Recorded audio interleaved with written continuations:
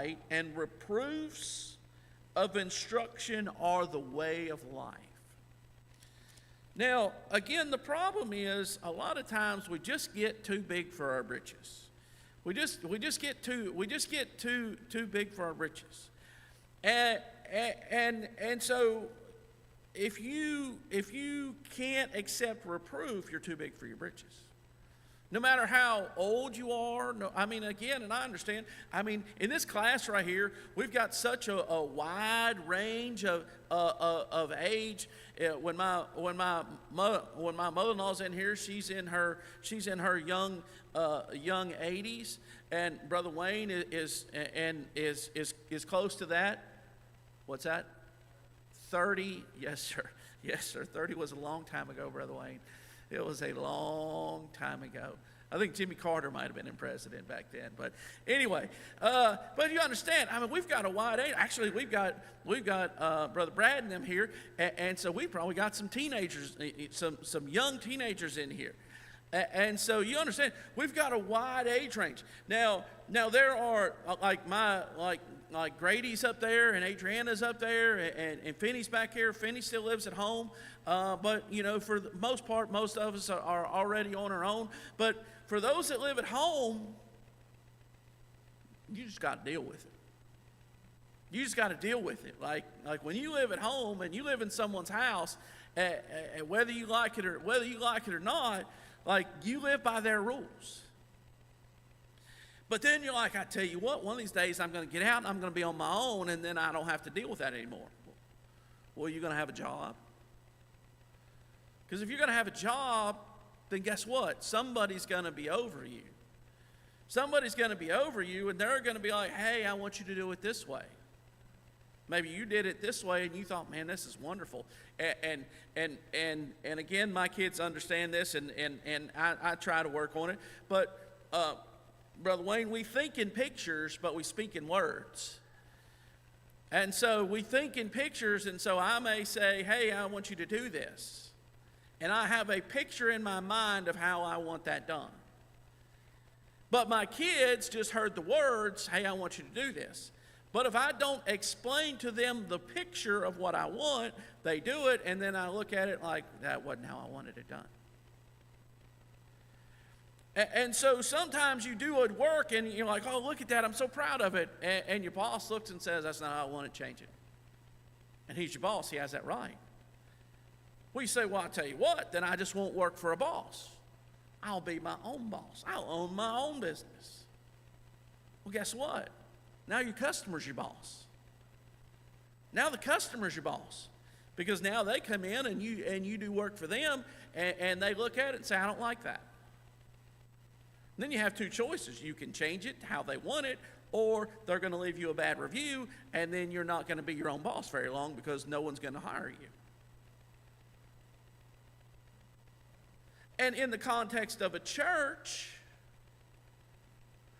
and again, we don't have this big list of rules. When you join, there's not this list of rules that you're handed.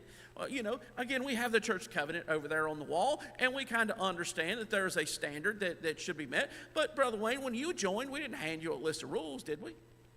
Probably should have, but we didn't. Miss Anita tries to keep Brother Wayne straight, but she doesn't do a very good job, and it's not her fault. But y'all understand, like you don't get handed this list of rules. But there are some times where you do things that are wrong, and probably to a lesser extent the Sunday school class, but no doubt the preacher, sometimes he has to deal with things. And when he deals with things and he reproves you, it is not to make your life miserable. Honestly, it's not even to call you out personally. It's not it's not like he wakes up in the morning, and Chris is just walking in, so I'll use Chris as an example. It's not like he wakes up in the morning and says, that Chris McCracken gets on my nerves. And so you know what I'm going to do? I'm going to get on to everything I know that he's doing wrong. That's not how it works. At least that's not how it should work. And I don't believe that's how it works here. There's probably some places where it does work that way, but not here. But you understand, God puts a message on the man of God's heart. And he preaches. And sometimes they know who they're preaching to. And there are other times where they're just preaching.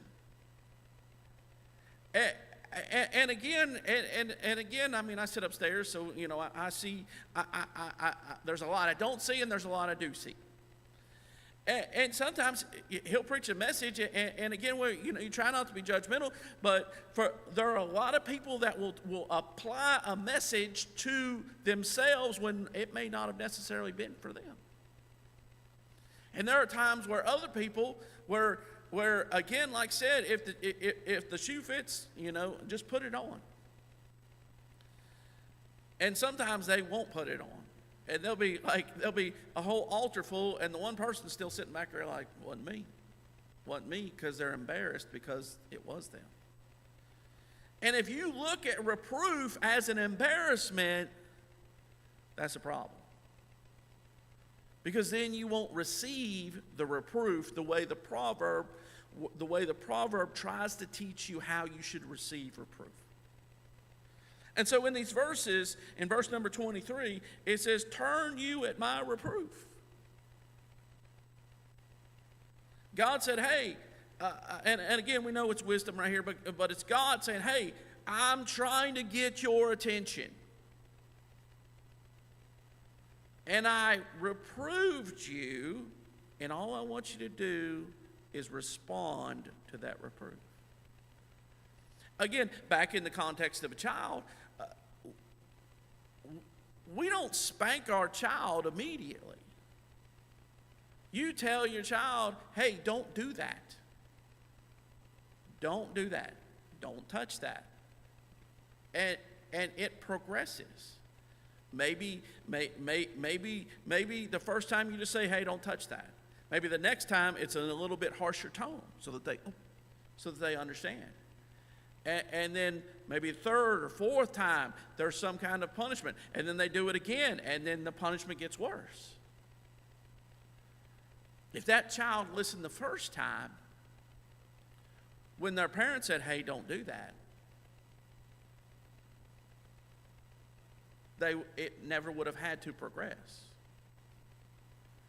And again, like I said, as a parent, you don't enjoy it, but there's a purpose behind the reproof. But Bub's sitting in here, and most of y'all know the story. But here, I don't know when it was. What was it, Bub? A year and a half ago. He's been pretty good for about a year and a half. But I'm standing up here getting ready to teach Sunday school, and my phone is going off. I'm like, what? Why is Bub calling me? Why is Bub calling me when it's time for me to teach Sunday school? He's like, hey, Dad, I got someone that wants to talk to you. Okay, put him on the phone. No, he wants you to come down here. I'm like, oh, this is not good. This is not good at all. Like, where are you at? He's like, I'm down here at the brick place. I got pulled over, and this officer wants to talk to you. So I leave. My wife, she realizes something's going on. I think, did I have you filibuster, Brother Parks? I had Brother Parks filibuster for a little while I went down there. I went down and talked to the officer. There was an infraction. There was an infraction. There were multiple people that were participating in the infraction. Only one of them, one police officer, 3 cars. Only one of them got pulled over. But Bub was the one that got pulled over. And so so I had to teach Sunday school. So I talked to the police officer. He actually at one point in time lived right over there where the Allegrias live, and he knew me and I knew him, and he said, hey, I should take him to jail, but I'm not going to because I think you'll deal with it, and it'll be better for him if you deal with it. So come back. I taught Sunday school. Service was over. After service, I walked up. I'm like, hey, hand me your license. He said, my what? I'm like, hand me your driver's license. My driver's license? I'm like, yeah, give me your driver's license. I took his driver's license, Brother Wayne. I drove him home. You want to talk about a quiet ride home? It was me, Bub, and Grady riding in Bub's truck home. It was the quietest ride. I mean, it was so quiet. Nothing was said. Bub's a grown man. I mean, he's 18, 19 years old at the time. He's a grown man. And so he doesn't have a driver's license. So Monday morning, it's time to go to work. His mom has to get up, get dressed, and take him to work. And she's like, "Are you mad at me?" I'm like, "No, I'm not mad at you. Why would you think I'm mad at you?" She's like, "Well, you're making me take him to work." I said, "No, you don't understand. If you're 18, 19 years old and you have your freedom and your independence and your driver's license, and now all of a sudden your mom has to drive you to work, and you come pulling up on the job site, and your mom rolls down the window and says, 'Love you, bub, have a good day,' and then call me whenever you're going to be ready for me to pick you up," I'm like, there's nothing in the world that could be more miserable for him right now than to have his mom take him to work and pick him up. Look back there, his face is red right now just thinking about it. And so I kept his license, Brother Wayne, for like 2 weeks. And finally, Dakota's like, "Hey, I really need him to drive. Can he just drive while he's at work?" I still made his mom drive him to work. And, and it was miserable. And I wanted it to be miserable. And I wanted him to feel the pain, because the next time his license got taken away, it might not have been me. It might have been the state of Georgia taking his driver's license away, and then he would have been having his mom drive him to work. And as far as I know, he hasn't had any other tickets since that day. And you say, what happened? The reproof worked. Now, I understand he's a boy. I understand. I said, look, I understand everything that happened. And I'm not going to say that it wouldn't have been me had I been your age and I've been in the same situation. I'm just telling you, there comes a day when you have to grow up. And there comes a day when there's a right place and a wrong place. And then I don't think it was like 2 weeks later that the ball joints were completely out on his truck. Like wheels wobbling, ball joints out on his truck. And I said, "Hey, bub, let me ask you a question. You doing 95 mile an hour on 53, and my mother-in-law says the only time it's legal to do 95 mile an hour is if you're late for church." But anyway, 95 mile an hour on 53, what happened if that ball joint would have let go and that one of them wheels would have turned this way while you're doing about 90 plus mile an hour? Would you have survived? Maybe, possibly, but maybe not. The police officer said, "I'm tired," because the night before he'd cleaned up a teenage boy off the road. He said, I'm tired of doing it." I saw him a few weeks later. He still works this area right here, and I saw him a few weeks later in Subway, and he asked me, he just said hello, and I told him what happened. He said, "I knew you'd take care of it." I said, "Well, obviously, you never know. I mean, Bub could have got bitter. He could have got bitter and be like, I can't believe my dad. I'm a grown man. I'm a this, I'm a that." And that would have been completely the wrong attitude, completely the wrong spirit, and not what I was going for. I was going for a reproof of instruction to say, hey, it's time to grow up. It's time to be a big boy. And so here in the Proverbs, we have these verses right here. Verse number 25, he says, "But ye have said it not all my counsel, and would none of my reproof." He said, I've tried, and you wouldn't listen. I tried, and you wouldn't listen. In verse number 30, he says, "They would none of my counsel." Again, they despised all my reproof. And so he explains in verse number 31, he said, "Therefore shall they eat the fruit of their own way." He said, fine, you can have it your way. I told, because again, I'm using Bub as an example because that's what I have. I told him, I said, look, if you get a ticket again, you're off my insurance. Because they're not going to sue you because you don't have anything. They're going to sue me. You're off my insurance. And they may look at your record, because obviously they have every time, be like, hey, he's been pulled over here, here, here, and here. And you can only ask for mercy so many times till they say mercy's not helping you. You can only ask for, can I just get a warning so many times before they say, a warning's not helping you. And God tells them right here, he said, fine. He said, I've tried, I've sent counsel, I've sent reproof, and you wouldn't listen, therefore, I'll let you, you're just going to have to experience it for yourself. In verse 32, he says, for the turning away of the simple shall slay them, and the prosperity of fools shall destroy them. What's the prosperity of fools? A fool is someone who won't take reproof. It's someone who won't take instruction. It's someone who will not receive it.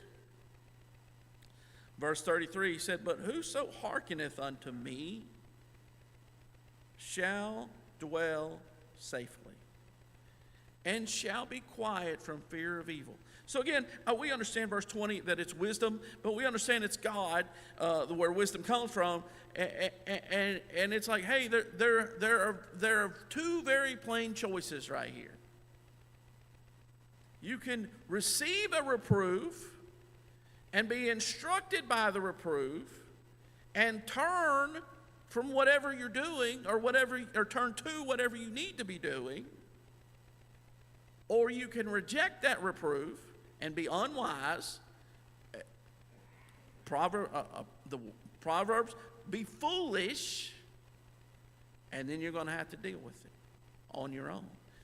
And God said, He said, I'm going to laugh. He said, I'll laugh at your calamity. He said, I'm going to laugh at it. You're going to call, and it's going to be too late to call. Why? Because you were too good to receive instruction. In chapter number 5, verse number 7, it says, hear me now, therefore, O ye children, and depart not from the words of my mouth. Remove thy way far from her, and come not nigh the door of her house, lest thou give thine honor unto others, and thy years unto the cruel. Lest strangers be filled with thy wealth, and thy labors be in the house of a stranger. Now mourn at the last when thy flesh and thy body are consumed, and say, how have I hated instruction, and my heart despised reproof, and have not obeyed the voice of my teachers, nor inclined mine ear to them that instructed me. I'm going to stop reading right there. I'm going to say just a plug for the camp meeting. If you didn't hear them, or if you heard them, you should listen to them again. But Brother David Young's message and Brother Westerfield's message. Brother David Young's message about a castaway, and Brother Westerfield's message. And we understand that in this Proverbs right here that he's talking about a strange woman. And we understand that, and I know there are a bunch of, it's men and women in here right now. And so just make the application to yourself. But there's also a wide age range in here. And what Brother Westerfield said was true. He said, most of us got rid of our television, and that's true. We got rid of our television. We don't have a television. We don't watch television.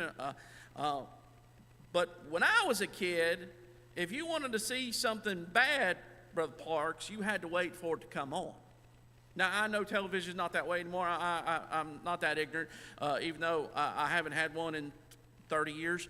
But you understand, I at least understand it's not that way anymore.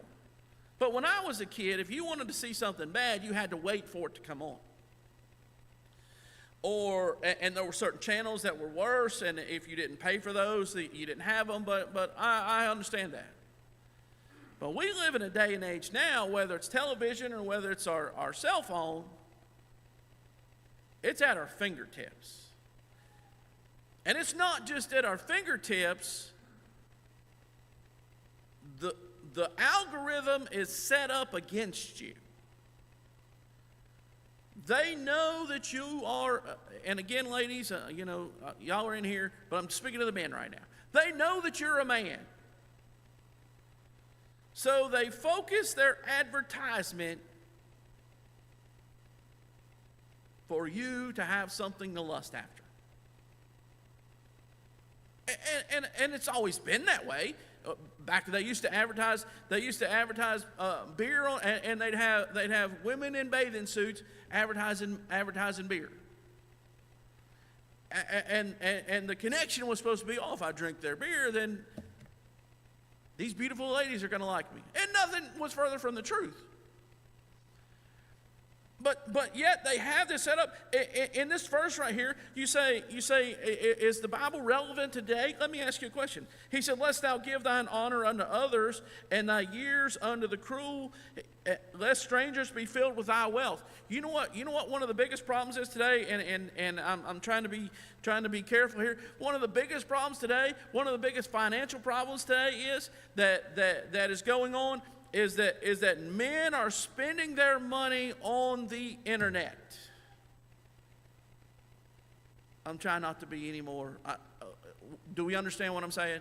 Men are spending their money on women they will never meet, women who would never talk to them. But yet they will take their credit card or take their debit card and they'll run up thousands and thousands and thousands and thousands and thousands of dollars. Some people listen to Dave Ramsey, some people don't. If you listen to Dave Ramsey, you understand what I'm saying is true. A woman will call in and she's crying and she's like, I didn't realize. I just found out that I just checked our credit report. When I checked our credit report, we have all these credit cards that I didn't know that we had, and there's thousands of dollars on these credit cards, and the charges are to those sites. You say, this is church. None of us are that naive. Every one of us knows a man that has fallen into sin because he let his imagination, he let his lust conceive and bring forth sin. And used to be you'd have to go somewhere. You don't have to go anywhere now. You can look at it in your truck.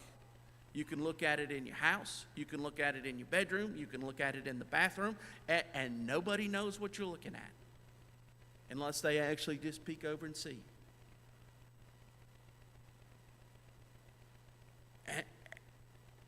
And the proverb is trying to teach you. It's trying to teach you. He said, you are going, he said in verse 9 again, lest thou give thine honor unto others. I mean, the shame that you feel, like, again, you're not doing it out in the open because you're ashamed of it. You're doing it in private and you're hiding it because you know it's wrong. And then it comes out. And thy years unto the cruel, lest strangers be filled with thy wealth. Again, that is relevant to 2025. And thy labors be in the house of a stranger. And thou mourn at the last, when thy flesh and thy body are consumed. And say, how have I hated instruction? Again, we're not ignorant of the devil's devices. And I said it the other week whenever I was reading, when Jesus was preaching to the Pharisees, I'm like, people couldn't handle Jesus preaching. They couldn't really handle it. They think they could until they read all of the letters in red and realize, oh, wait a second, he's pretty rough on some folks. And you're like, hey, we shouldn't talk about this. It has to be talked about. You have to be warned.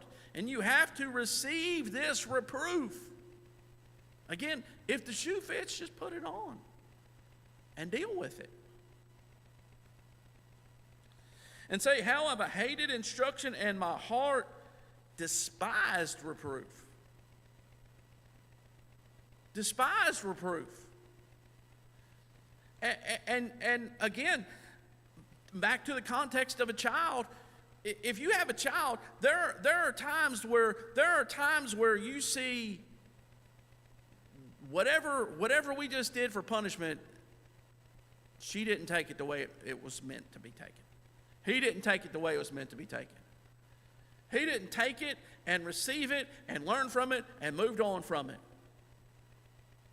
They stiffened their neck and bowed their back and took their spanking like a man. And when they got done, there was still hatred in their heart. And God said that's the way these people are. Says they hated instruction. And how did my heart despise reproof and have not obeyed the voice of my teachers? Nor incline mine ear to them that instructed me. You ever been talking to someone and realize they're not listening? If I'm talking, I realize you're not listening, I'll just stop talking. And as far as I'm concerned, at that point, it's on you, it's not on me. I've told y'all my story at work about the guy that I was trying to talk to and trying to explain to him something, and he kept telling me, well, actually. And I finally just quit talking. We just did the job. I didn't explain to him anything else. And the next day he had a problem. And you know who he called? He called me. And you know what I told him? I said, you know what? I was trying to explain that to you yesterday, and you told me, well, actually. And so because you didn't listen yesterday, I'm not going to tell you today. I'm not going to tell you today. Because you should have listened to me yesterday and quit trying to tell me everything and let me tell you something. Because now you need it. And you would have had it if you'd have just listened yesterday. And there's going to come a point in every one of our lives where if we refuse to receive reproof, God's going to say, no more. That's one of the scariest situations to be in. If you're a Christian, if you're not a Christian and God is not dealing with you and you're not under conviction, that's a scary situation to be in. And if I were you, I would beg God every day and every night, God, please just deal with me one more time. But if you're a Christian and messages are preached and they don't affect you anymore and you know you're in the wrong, you should be nervous. You should be nervous. In chapter number 10, verse number 17, chapter 10, he is in the way of life that keepeth instruction, but he that refuseth reproof erreth.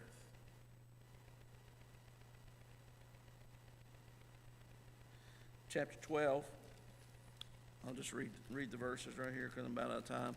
Chapter 12, verse number 1, whoso loveth instruction loveth knowledge, but he that hateth reproof is brutish. Brutish is foolish. You say, well, I've been doing this a long time. I've got a guy coming to work with me this week. Corporate is sending a guy to work with me. But you know what I know, Brother Parks? There's probably some things that he knows that I don't know. Because he works in corporate. He works with the man that's over the piece of equipment that I deal with. So you know what I'm going to do? I'm going to pick his brain.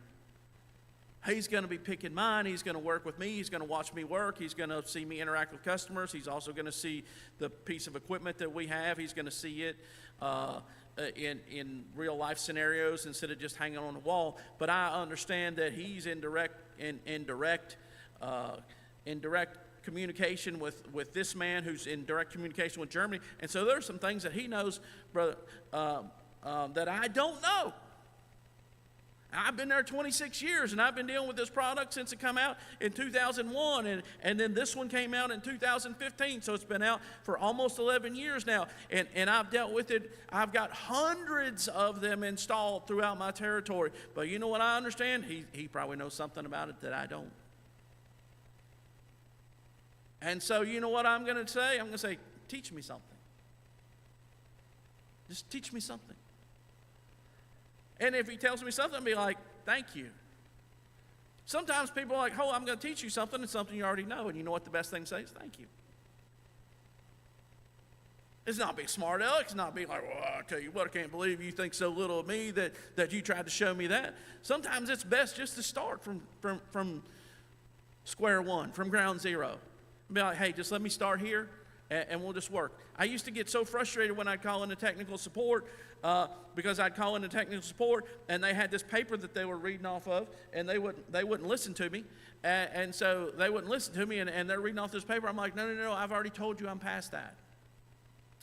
But then I had to understand, well, they're just doing what they're supposed to do, because there are a lot of times a technician calls in and he doesn't know anything, so they do have to start from square one.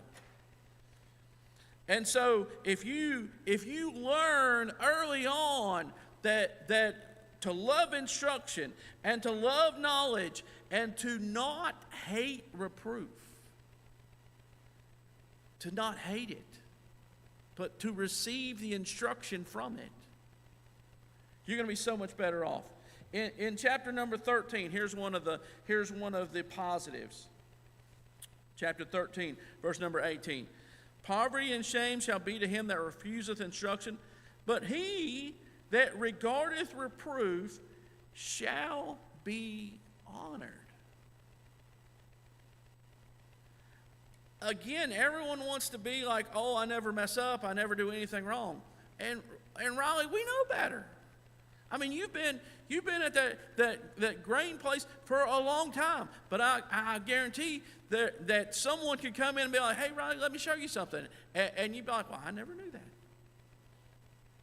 I just didn't know that. And so here it says you're going to be honored. Why? For just receiving instruction, for receiving a reproof. In chapter 15, verse number 5. A fool despiseth his father's instruction, but he that regardeth reproof is prudent, is shrewd. You're like, this guy's he's a shrewd character. He's prudent.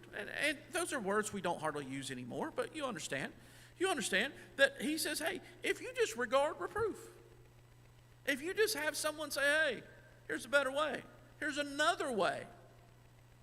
Sometimes it's just another way. And again, when I taught people, I said, look, I'm gonna show you how I do it. There is a wrong way that I'm going to tell you not to do.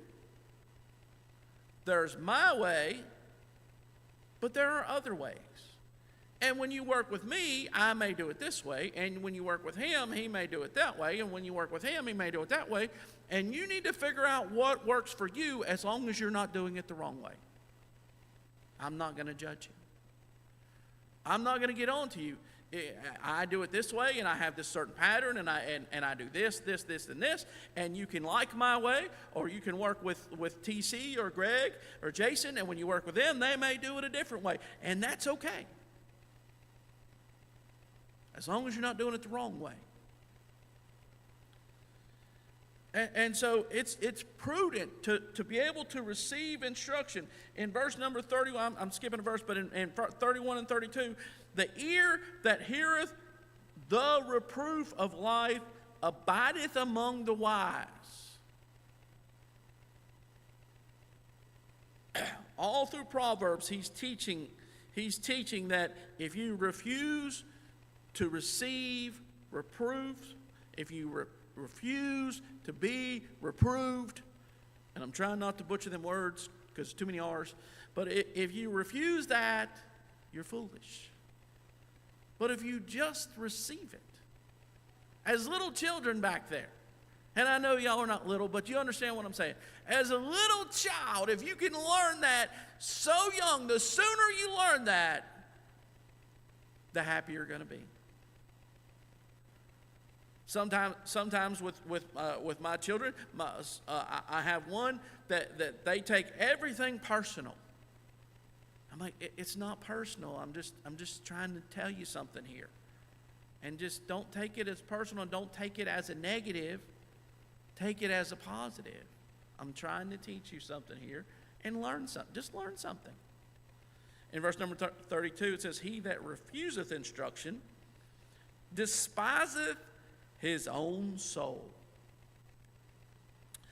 But he that heareth reproof getteth understanding." I'm absolutely convinced that a lot of people don't know a lot of things because they refused to receive instruction, because they refused to be reproved. And I don't care how old we are, Brother Parks. I don't care how long we've been in church. I got saved in 1992. I've been in church for 33 years. I've been in church a long time. Guess what? You know what I understand? There are times that I still need to be reproved. There are times that I still need to be reproved. Again, I think Brother Wayne said he got saved in like the Nixon administration. You know, I mean, that was a long time ago. But there's still times that Miss Anita has to reprove you. There's still times that you have to be reproved. As a child, I'm a grown man, and there were times when my mom and dad were alive where my dad would say, I don't think you should do that. Now I'm a grown man, I got to make my own decision, but I had to at least receive it. I had to at least receive it. And I've got more verses, but we don't have time for them. Let me see here. What time is it? Yeah, I'm actually past time. But anyway, I've got more verses. And one of the greatest examples, sorry, I'm going to do it. One of the greatest examples is Genesis chapter number 4. Genesis chapter number 4, I'm going to be real fast. And in the process of time came to pass that Cain brought of the fruit of the ground an offering of the Lord unto the Lord. And Abel, he also brought the firstlings of his flock and of the fat thereof. And the Lord had respect unto Abel and to his offering, but unto Cain and to his offering he had not respect. Cain was very wroth, and his countenance fell, and the Lord personally spoke to Cain. And the Lord said unto Cain, why art thou wroth, and why is thy countenance fallen? Here's the reproof. If thou doest well, shalt thou not be accepted, and if thou doest not well, sin lieth at the door, and unto thee shall be his desire, and thou shalt rule over him. God said, hey, what you did was wrong, but I'm giving you the opportunity. All you have to do is do right, and everything will be fine. And instead of doing right and receiving the reproof, Cain said no, and he went and slew his brother. And in verse number 13, and Cain said unto the Lord, my punishment is greater than I can bear. And it was because he refused to receive reproof. Thank you.